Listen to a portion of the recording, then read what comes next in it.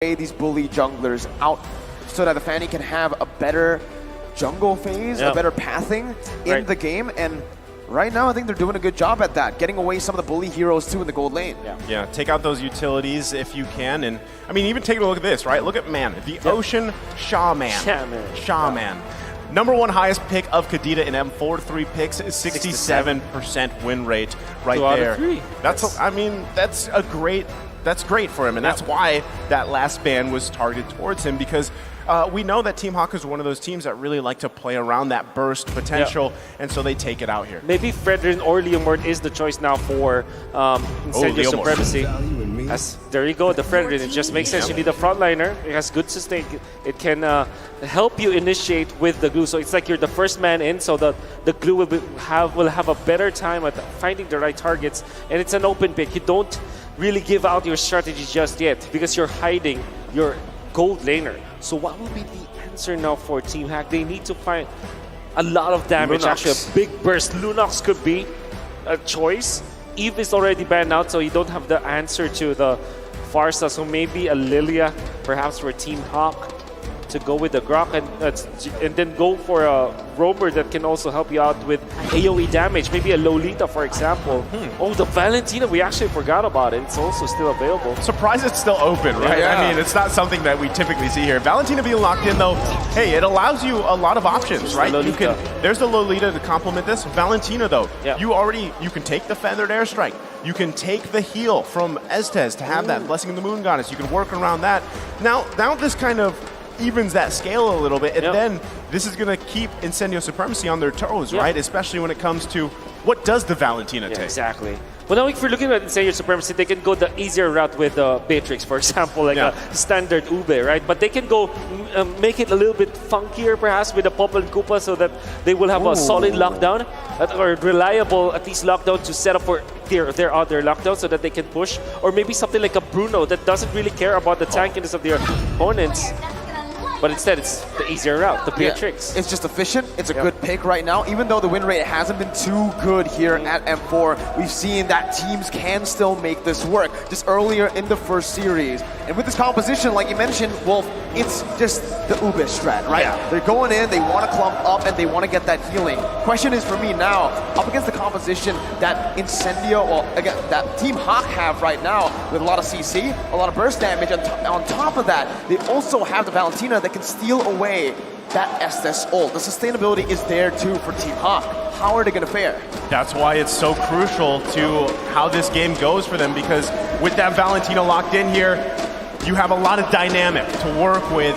And Incendio Supremacy, they've got to allow that Beatrix to get online, right? Sunshine's got to be able to get to that point in the game where he can kind of pop off. You got to keep things in that tempo in your favor if you're Incendio Supremacy here, and we want to see that Turkish Delight pop off once again. But ladies and gentlemen, welcome to the land of dawn here. The first game between Team Hawk and Incendio Supremacy. Right off the bat, one thing that I notice here is Gary actually went for the Festival of Blood on the Fanny. So Gary knows that he does not want to go for that crazy burst. He knows that the enemy team won't be alone, so he didn't go for the high and dry. He opted for the Festival of Blood just to prolong those team fights. Good thing you should point it out, because it doesn't make sense against the Turkish Delight to go for solo pickoffs. And Festival of Blood allows him to go for more cables, actually, and be aggressive in the early stages. Wow. To see it, there you go. The dash in from Min to stun him up for Gary to pick up first blood. Just like that, right? I mean, this is what we saw previously from Ken with an early kill on the Fanny. You know, Gary is running a different emblem, like you guys mentioned. So hopefully for them, for Team Hawk, they want to extend those fights. And again, if Man is taking that heal, that sustain, it really prolongs it even further. Now, Lola taking that high and dry on this Grok, if they can find those lockdowns, it's going to be troubling. Still in the mid lane, a lot of poking back and forth here between these two. It's Min and Man that has to be worked on. And a lot of this too, I mean, well, they get the flicker out, but still, all this leading up into that first turtle in about 30 seconds here. Well, you know, you can see already a big advantage over Team Hawk just because of the fact that this mid lane get destroyed by Team Hawk. My goodness. Mid lane is the death lane. Death lane. at this what was point. that damage? What was that coordination though, right? The fact that all of them went in, put their CC in together, and Gary just used his ult. That was that, right? It was so clean by Team Hawk. 2 kills already. And again, you know, at this point, early start, 2 minutes in, first turtle comes up. It's going to be really dicey if Incendio Supremacy wants to actually contest this. But it is TNZ here contesting it, but being zoned out by Min and Man. There you go. Man decides to take the ultimate from Apex 47. Yep. You're going to have that sustain. Uh-oh, Lola. That's a solo kill up in the XP lane. Man coming up now. Alien's going to pop the split, gets out in time. Man trying to chase him down, but Alien actually just gets out, has a pretty good laning phase early on. Gary's going to be able to dive in just for a bit. Remember, no high and dry, no killing spree. So in terms of just that assassination, won't be as lethal. Needs people to set it up for him. Like that! Man, just as I say it, Numenal Blast to set it up for Gary to pick up another for Team Hawk. But Apex 47 now will be able to actually come in, embrace his wrath, finishes Gary off, despite Man having the ult. TNZ now going to be caught low. Lola trying to look for more setup, trying to look for that CC. TNZ is going to be back to half HP with a healing from Apex 47. Oh man, this mid lane is definitely the lane of death in this game already. Though Incendio is able to equalize the cold that we have right now. Gary losing his life in the mid lane means that they will not be able to take out the turtle. In fact, Incendio Supremacy are not considering the turtle just yet. They want to clear out the mid lane and then deploy all of their members in a faster Turkish Delight activation. Well, I mean, they're working on it, right? They're going to be setting up for something else here. They want to focus on this turtle. Oh, my God. Well, Min is gone just like that. Gary looking for a trade here, but Rosa is actually going to be able to use the wings by wings, stunning Man up. He's very low. For the airstrike coming in, Rosa taken low. Still able to get back to Apex 47 with a healing to come through. TNZ on the turtle. Alien's only the other members away. Gary, oh my God! That retribution by TNZ. Very, very close from Gary, stealing it away. Alien bringing Lola back. TNZ rotating over towards that XP lane, but it is just both teams disengaging, and Gary is still on that purple buff. We'll be able to secure it. See, this is the thing, right? They get that turtle. Things now going in favor here for Incendio Supremacy. And all the meanwhile, Sunshine just having a good time at the bottom with Panda there. He did pick up the BOD, right? So he's got that Weapon Master, he's got the BOD here. And I mean, anything that stands out to you, Wolf, in terms of emblems here? Just the Festival of Blood. And the fact that the high and dry was the choice now for Lola. We see sometimes Grok pick up the Weapon Master against the Glue, but this time it's going to be the high and dry. I would love to see him be in action. So far, Lola has not been activated yet. Would expect him to be more aggressive, should be more aggressive, as Sunshine just becomes a... That's why you get the skin, man. That's why you get a skin. You get to fly, literally fly. Sunshine. Oh, what happened here? Gary trying to invade Rosa. Rotating as well. TNC gets the red sheet down, picks up the purple buff, and takes it away.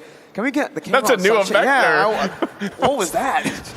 What level is your battle pass, Sunshine?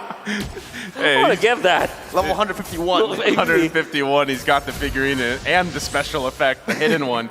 But I mean, again, going back to this, right?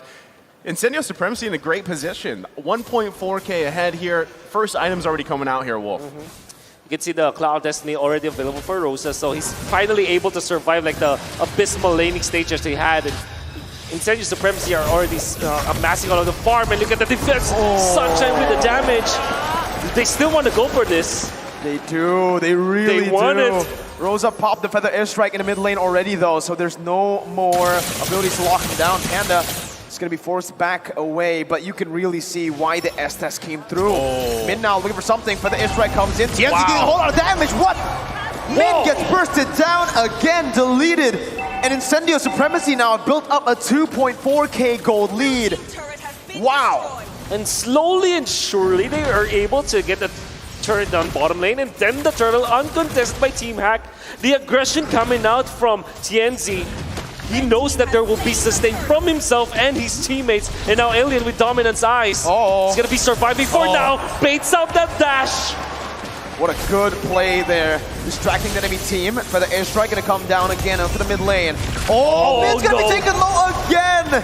Taking the whole lot of the Bennett's rage. I'm sure, you know, if you were here the other day, chat's loving the AoE damage available from Incendio Supremacy, because that's what's going on here. You see how much front-loaded damage is not only from Rosa, but even Sunshine now. When they decide to go that route, they're putting on the pressure here.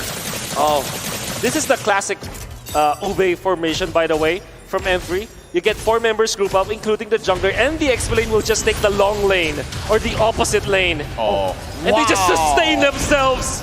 My God! Stands there menacingly. Sunshine's gonna fall. That's a shutdown come picked up. Gary with the cable, styling on Incendio's Apex gonna fall as well. Genzi finally joining in with his team up in the top side of the map. Alien has rotated, but 3 members have fallen. Incendio bit off more than they could chew. Good dissection coming out from Team Hawk as they forced Incendio Supremacy to commit a lot with that first kill onto Lola. When the Moonlight Immersion is down, you can see that Apex 47 doesn't have as much sustain as you can see. And also, Sunshine didn't utilize the flicker, which was interesting. I don't know if it was on cooldown back then, but all of those other, you know, minor mistakes coming out from Incendio Supremacy and minor over-aggression allowed Team Hawk to get so much of an advantage.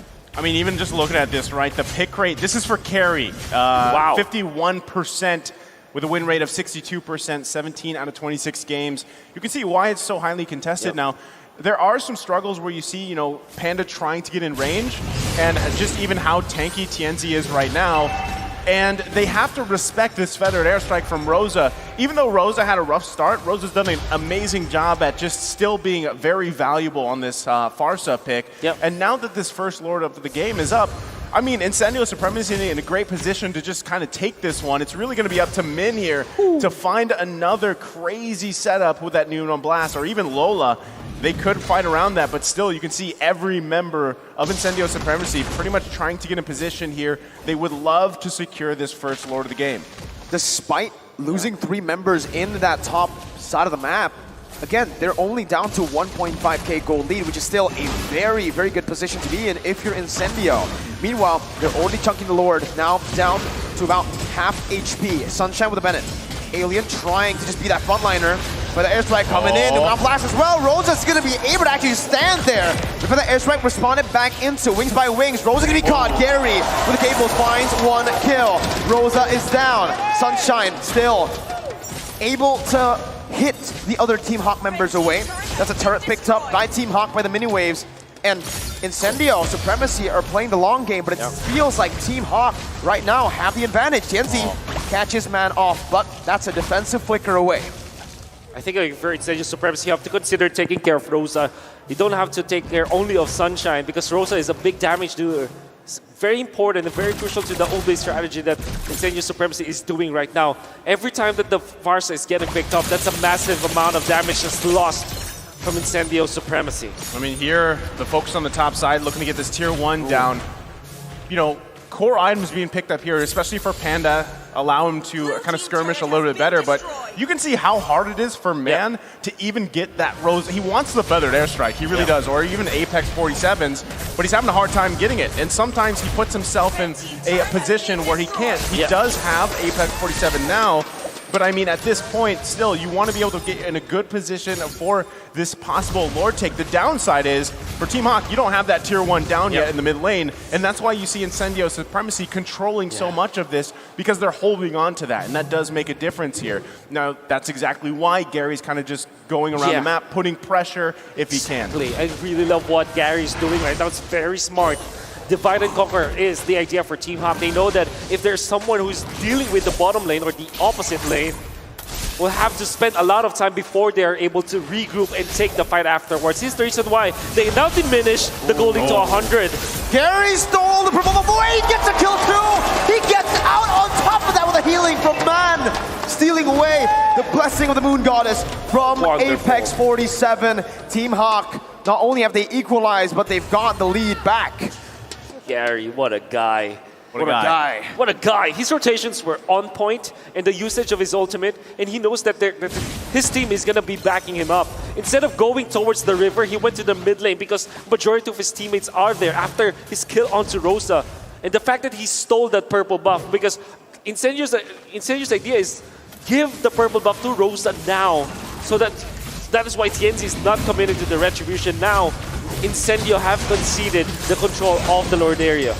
Well, it does seem like it is going to be a free Lord. The crowd goes wild as Team Hawk secure the first Lord of the game. So good pickup here, and all this resulting in just those macro decisions as a team, and even down to the micro decisions, the way that they kind of just moved around the map. They got some of those ultimates out from Incendio Supremacy, which gave them the advantage here. They're still holding on to that tier 1, but I mean, for how long now that Lord is marching bottom?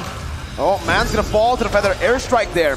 Min in the midst of it all. Alien, oh my god, that burst from Panda. It's not even DPS at this point, you can call it burst because of how fast he's attacking. TNZ in the midst of it all, once again, jumping in. That's Alien. Low give it a slam, pass. Lola's gonna fall. Alien still the front liner. Gary! From out of nowhere, comes back in with the cables, finding a trade. 2 for 1 in favor of Incendio, but the Lord still pushing him towards the base of Incendio, giving more pressure for Team Hawk to pick up more objectives. Well, Gary's just making a case. He wants to contest the title for the best jungler, the King of the Skies, against both Kyrie and Albert and Carl TCS. Really making all of these great assassinations and saving Team Hawk time and time again. That would have been a very good clash for Incendio Supremacy as they're getting all those kills and they're pressuring Team Hawk already, but the map as well as the control of the gold laners and the position force the mid laners. Gary's just making it difficult for Incendio Supremacy to cook their Turkish delight.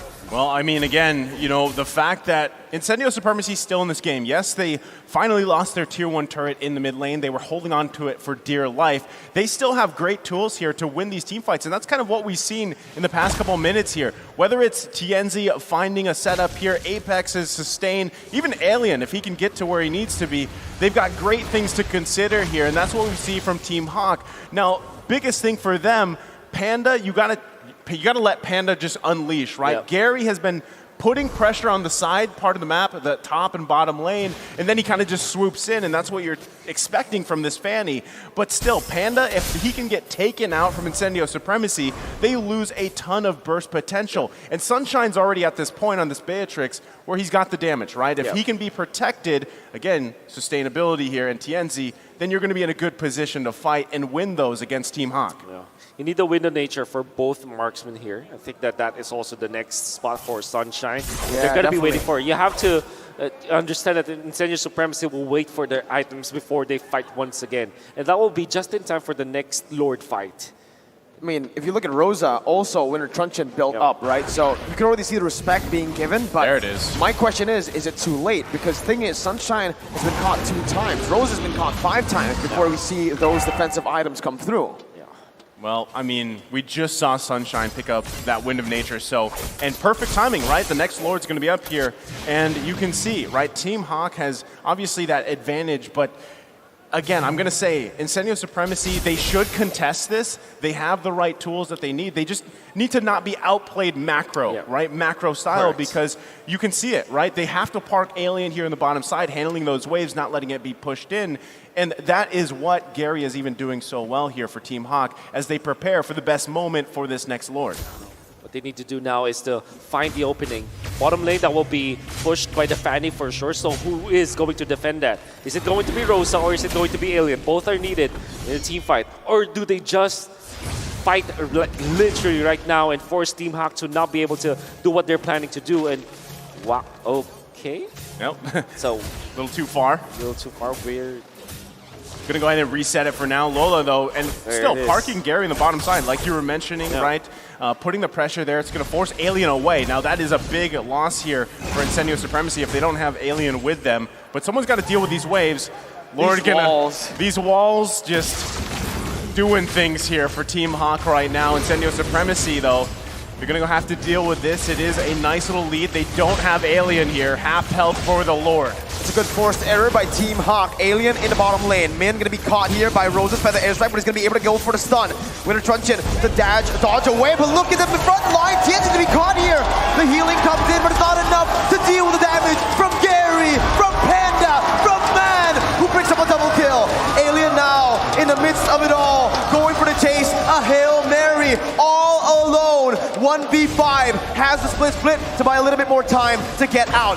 Jumps onto Man, but Man, he has the mortality. The team doesn't care, ignoring Alien 100% of the way. They're gonna go straight for the base.